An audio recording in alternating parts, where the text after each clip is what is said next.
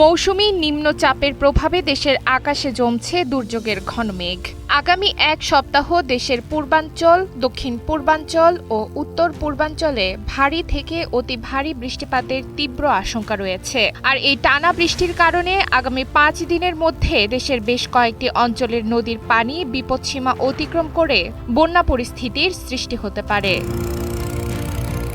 বাংলাদেশ পানি উন্নয়ন বোর্ডের দেওয়া তথ্য অনুযায়ী 5 থেকে 10 জুলাইয়ের মধ্যে গোমতী, মুহুরী, ফেনী, হালদা, সাঙ্গু ও মাতামুহুরীর মতো 7টি প্রধান নদীর পানি দ্রুত বৃদ্ধি পাবে। এর ফলে বান্দরবান, কক্সবাজার, ফেনী, চট্টগ্রাম ও খাগড়াছড়ির কিছু এলাকায় তীব্র প্লাবনের শঙ্কা দেখা দিয়েছে।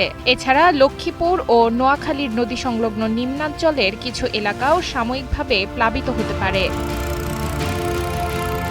আবহাওয়ার পূর্বাভাসে বলা হয়েছে, দেশের সীমান্ত সংলগ্ন ভারতের মেঘালয়, আসাম, ত্রিপুরা ও মিয়ানমারের পার্বত্য এলাকায় 350 থেকে 500 মিলিমিটার পর্যন্ত বৃষ্টিপাত হতে পারে। পাহাড়ি ঢল ও বৃষ্টির এই পানি লোকালয়ে প্রবেশ করলে আগামী 8 থেকে 10 জুলাইয়ের মধ্যে সিলেট ও ময়মনসিংহ বিভাগের নদীগুলোর পানিও বিপদসীমার কাছাকাছি চলে যাবে।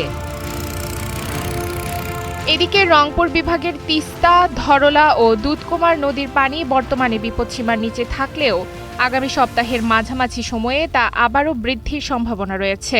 আবহাওয়া ও বন্যা কেন্দ্রের পরামর্শ, নদী তীরবর্তী এলাকার বাসিন্দাদের এখন থেকেই বাড়তি সতর্কতা অবলম্বন করতে হবে। নুসরাত তালবিয়া, সময়ের আলো।